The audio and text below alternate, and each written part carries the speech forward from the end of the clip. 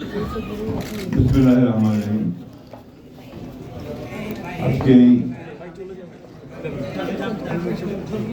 আলোচনা সভার সম্মানিত সভাপতি আমাদের মাঝে উপস্থিত আছেন আমাদের জাতীয় সংসদের সম্মানিত ডেপুটি স্পিকার, মাননীয় সদস্যবৃন্দ এবং আমাদের গুম হয়ে যাওয়া পরিবারগুলোর মাননীয় সদস্যবৃন্দ এবং আমাদের সবচেয়ে কষ্টের দিনগুলোতে, ভয়াবহ দিনগুলোতে যিনি অকুত ভয় পতাকা তুলে সামনে থেকে এগিয়ে গেছেন আমাদের সেই সব প্রিয় আমার এই ধরনের অনুষ্ঠানে আসতে ভালো লাগে না। আমি এবারও আসতে চাই, বলেছিলাম যে আমাকে বাদ দেওয়া যায়। আমি আসলেই আমাকে কষ্ট হয়।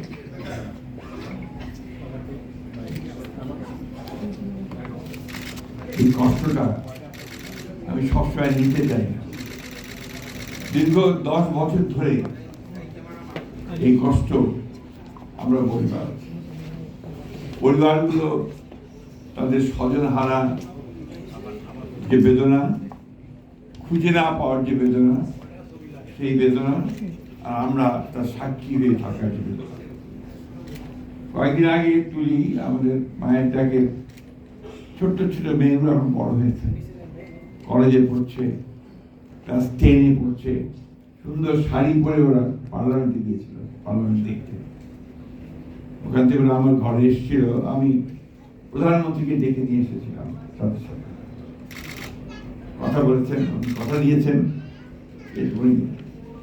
তাদের যে সমস্যাগুলো আছে এই সমস্যাগুলো তিনি দেখবেন। আমি বিশ্বাস করি তিনি দেখবেন, নিজে থেকে একদিন বক্তব্য। আমরা কথা বারবার বলতে চাই না, আমরা এগুলো কাজ করতে চাই, আমরা এগুলো বাস্তবায়িত করতে চাই।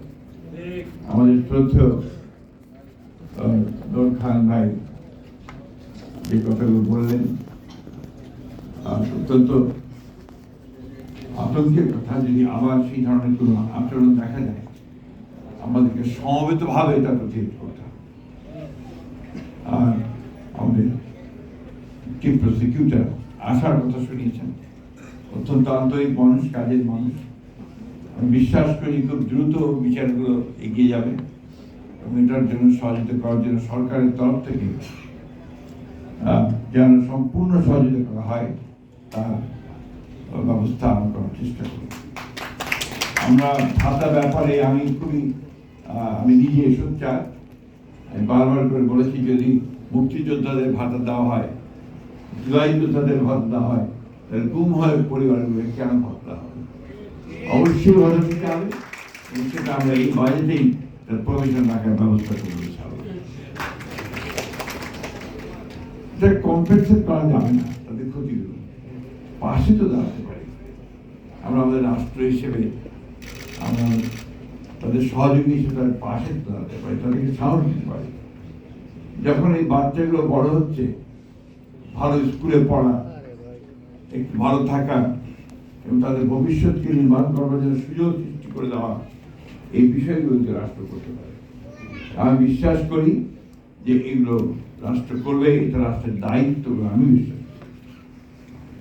আমি কথা বেশি বলবো না, আমি এই কথা বারবার করে বলতে চাই যে আমরা আর এই গুম হয়ে যাওয়া ঘটনাগুলোর সঙ্গে সম্পৃক্ত হতে চাই না ভবিষ্যতে।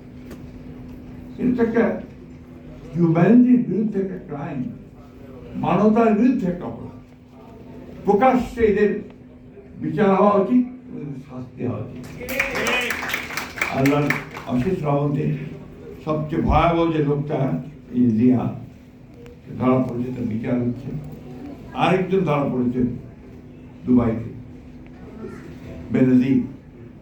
তাদের যে বডি ল্যাঙ্গুয়েজ ছিল, তাদের যে অহংকার, দাম্ভিকতা ছিল, দেখুন আল্লাহ ঠিক তাদেরকে আবার হাজির করছে আদালতের সঙ্গে, জনগণের সঙ্গে, কোর্টের সঙ্গে।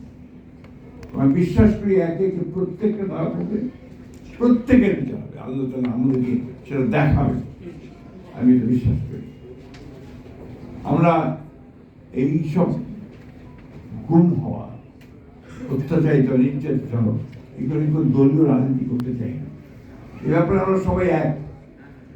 আমরা বিচার চাই, আমরা তাদের পাশে দাঁড়াতে চাই, তাদের স্বীকৃতি চাই, তাদের আইনের যে শক্তি সেই শক্তি তাদের হাতে তুলে দিতে চাই। আমি সবসময় বলি যে আমি এই মেয়েটাকে খুবই শ্রদ্ধা করি, ওকে সালাম জানাই, স্যালিউট করি। এই জন্যে সবচেয়ে কষ্টের সময় যখন কেউ রাস্তায় বেরোতে সাহস করছে না, কথা বলতে সাহস করছে না, তখন এই মেয়েটা জেনেভা পর্যন্ত গেছে নিজের চেষ্টায়, যে ফোর্স দিয়ে ব্যাপারে কিছু করবে। আমি ধন্যবাদ জানাতে চাই ইউনাইটেড নেশনসকে, তারা এই কাজটা খুব দ্রুততার সঙ্গে এই তদন্ত করেছেন, তদন্ত করে আমাদের রিপোর্ট দিয়েছেন। আমাদের আগে কি নাম, উমা খান, আমি তাকেও আজকে স্মরণ করতে চাই, মনে করতে চাই, ট্রেমেন্ডাস সাপোর্ট দিয়েছে আমাদের সেই সময়। সেই সময় ছিলেন আমাদের গোয়েন, উনি আমাদেরকে প্রচন্ড সমর্থন দিয়েছেন। আমরা সাহস পেতাম তাদের সঙ্গে কথা বললে, ওই সময় আমরা সাহস পেয়েছি। আমি বিশ্বাস করি আজকে যখন এই যে মেয়েটার পাশে সামনে আছে, ওই ছোট ছোট মেয়েগুলো যখন বলে যে বলে গেল আপনি,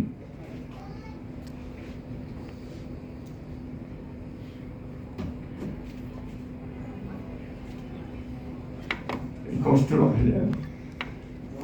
আপনাদের অনেক ধন্যবাদ। শুধু এটুকু বলতে চাই, আমরা আপনাদের সঙ্গে আছি এবং এই লড়াইয়ের সংগ্রামে আমরা শেষ পর্যন্ত আপনাদের সঙ্গে থাকবো। আমি বিশ্বাস করি ভবিষ্যতে আমাদের